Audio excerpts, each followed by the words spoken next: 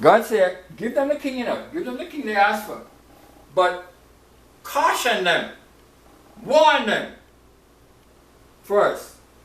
And Samuel told all the words of the Lord unto the people that asked of him a king. Okay, so now I understand it better. And he said, this will be the manner of the king that shall reign over you. He will take your sons and appoint them for himself, for his chariots, and to be his horsemen, and some shall run before his chariots, and he will appoint him captains over thousands, captains over fifties, and will set them to ear his ground, and to reap his harvest, and to make his instruments of war, and the instruments of his chariots. And he will take your daughters to be confectionaries, and to be cooks, and to be bakers, and he will take your fields and your vineyards and your olive yards and the best of them, and give them to his servants. And he will take the tenth of your seed and of your vineyards and give to his officers and to his servants. And he will take your men servants and your maid servants and your goodliest young men and your asses, and put them to his work. And he will take the tenth of your sheep, and ye shall be his servants. And ye shall cry out in that day because of your king, which ye have chosen you, and the Lord will not hear you in that day. Nevertheless, the people refused to obey the voice of Samuel, and they said unto him, nay, but we will have a king to reign over us. So Samuel was saying, you have no idea what you're getting yourself into. Because with God, God didn't want your olive yards, he didn't want your sheep, he didn't want your oxen. He gave them to you freely. Your children could stay at home. You didn't send them to fight. For what? I did the fighting for you. God said, I did the fighting for you. Right? He didn't come and say, oh, I want you. I want you. And that was what he said, oh, you come with me. You, I want you. That sheep, I want them. No, I want that. That land, I love that piece of land. I want the piece of land. Take that land. I want this, I want that. Right? Samuel saying, God didn't do that to you. I know you're asking for somebody who is more extreme than you would ever think. Because you're talking about what's going on like the other nations. That's what goes on over there. The king takes whatever he wants and does whatever he pleases. Right? And so here we are. And Samuel said to them, you have no idea what you're asking for. And they said, well, we want a king. Yes, we want a king. Okay, Yahweh. The God said, give them the king, yes. But first of all, let them know what they're getting into. And now they said they want a king. And Samuel said, okay, all right. See a king here, right? And I'm going, not letting you have the hope. And when the rain and the thunder came, they said, you see what the king of heaven could do? Which this man will never be able to do. Right? You can imagine how terrified Saul himself was when he heard the lightning and the thunder, and saw the lightning and heard the thunder and the rain and everything come down. As I tell you, there's nothing they can do. What can they do?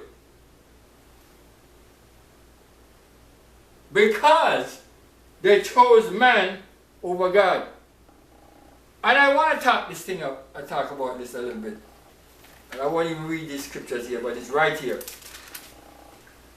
That, when you think of it now, Saul, the Bible said, anytime when he became king, anytime he saw a man who looked like he's valiant, he said, oh, I want that man. He said, bring him to me.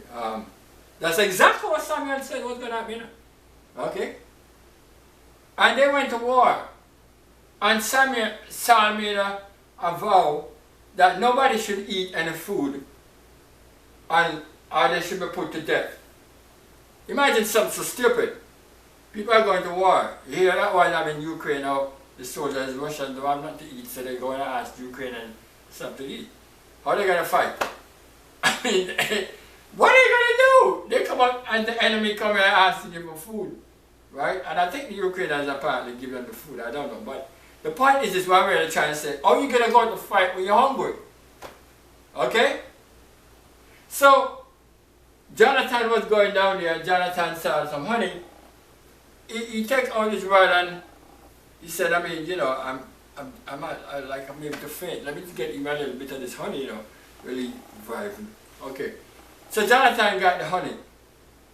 And Jonathan went down with his servant and they started a victory. And God ran a victory for them that day. Not because of Saul, but because of Jonathan, his son.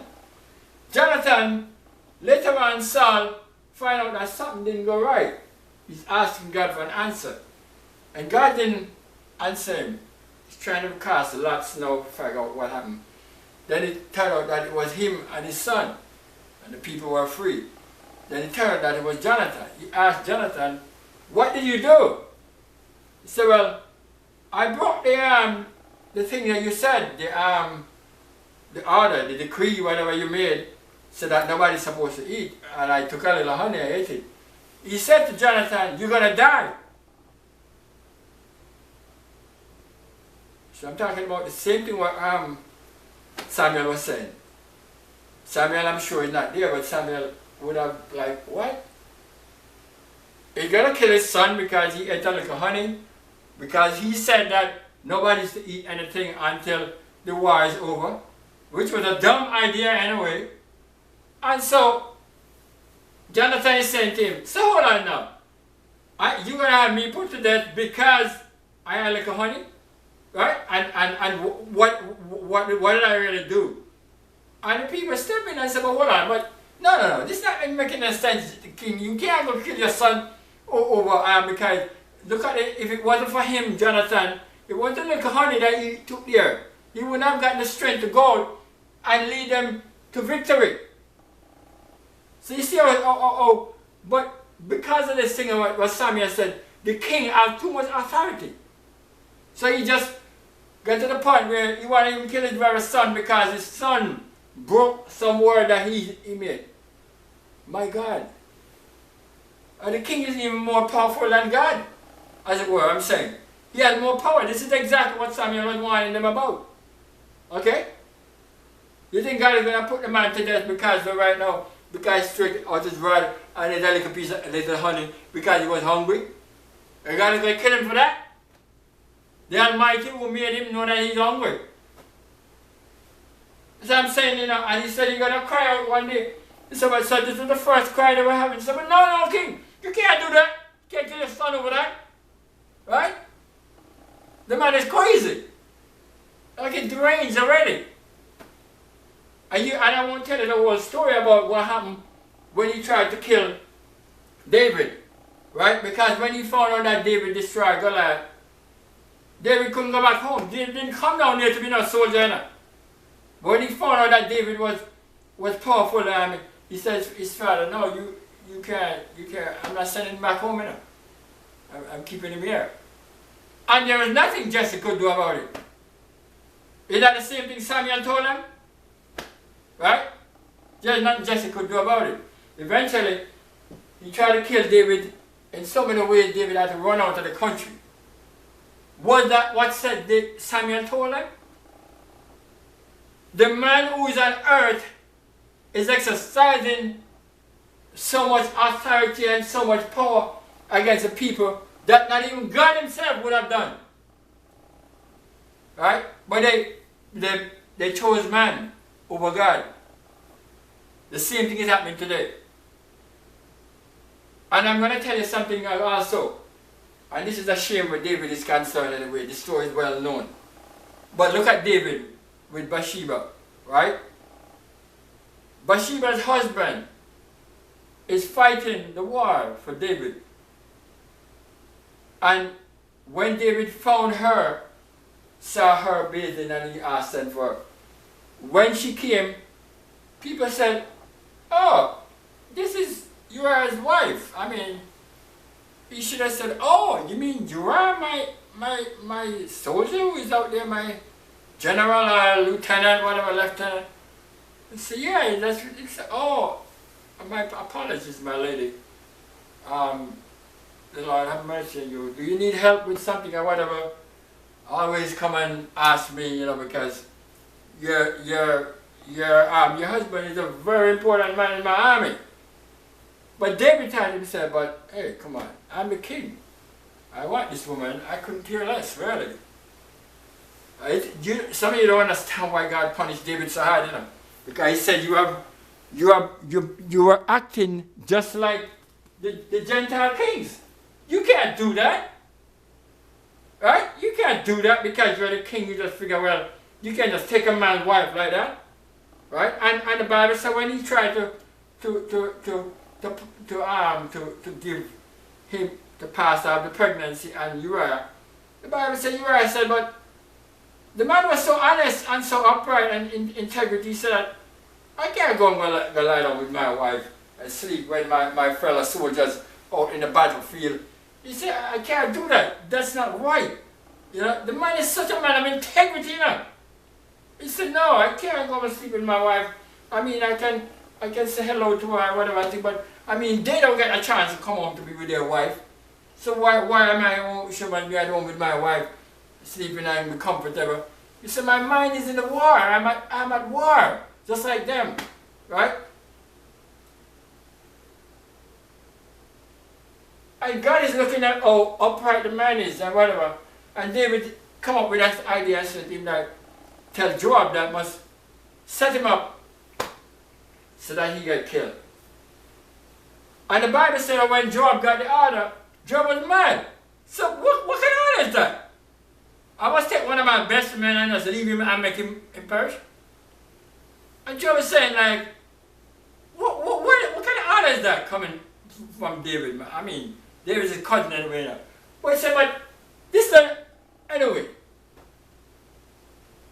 He followed the order, but I'm pretty sure you're going to find out eventually what was the scheme behind it. And I'm pretty sure he's going to be mad. So you may expended one of our best men because you want to sleep with his wife? And you slept with his wife and got her pregnant? That's exactly what Samuel was talking about. A king who is gotten out of order. Doing things which, just because they figure they have so much authority, they chose man instead of God. And although I love David and I got my name from whatever, but that was outright, I would never condone such a despicable behavior. Right? He should have cramped his lust from the minute he found out that the woman was married. Right? He should have pulled his horses from there when he found out. And when he found out that one of his own men was at war, that was another thing where he should have pulled the lust, shut it down again. Right? But he still went ahead with it. The only reason why David was doing all of these things because the devil was saying to him, you're the king. You can do as you please. Right? I mean, you can do as you please. That was his deception. You see, so what the Bible tells you when Samuel stood before Israel, he said to them, I want any of you challenge me. Say I ever oppressed you. I ever took your wife, slept with your wife, took your oxen, took your sheep. Right? And when judgment came, I took some money from you. And I said, okay, well, you are right. Because I took something out of the table. Any one of you challenged me on that. And none of them could have said. And he listened. Because their pin dropped. And they said, everybody said, no, Samuel. You're the best, I'm telling you. I mean, you have been upright. You have been upright. Why? Because Samuel is working under the King of Heaven. But then they said, I want a king who is supposed to now.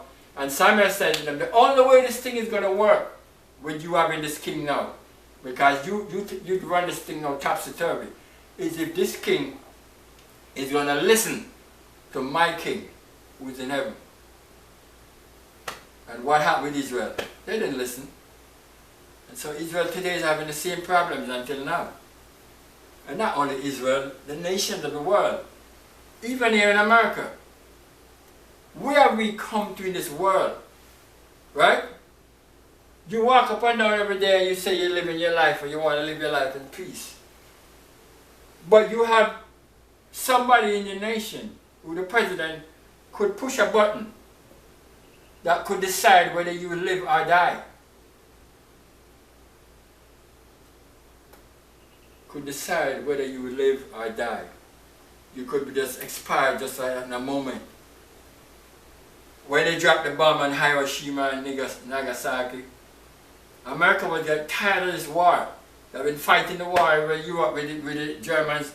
They lost, thousands and thousands, millions of men were killed, right? They didn't want the war to go on much longer. They couldn't deal with this thing with Japan. And Japan was fighting them hard, as the people say, like hard like hell. And they said to themselves, how can we get rid of this thing now and just shut it down, because we are right enough of it. Somebody came up with a brilliant idea. He said, remember that the thing they were developing, the bomb? They said like Einstein never knew that's what was going to come out of it. I said, let's make a thing and drop 20 minutes and never finish it off. They won't be able to fight again after they felt the power of this. And it will be over. And we are right at the very same spot today in this world. You know, as I said the other day, I thought you don't need armies to bring in tanks and all these things and stuff to fight. They have the thing named intercontinental ballistic missile, right? It goes across the oceans and can hit a target and burn them up. Why are we there? Because people chose man instead of God. I want to challenge you today, because the authority that presidents and governors and all these people have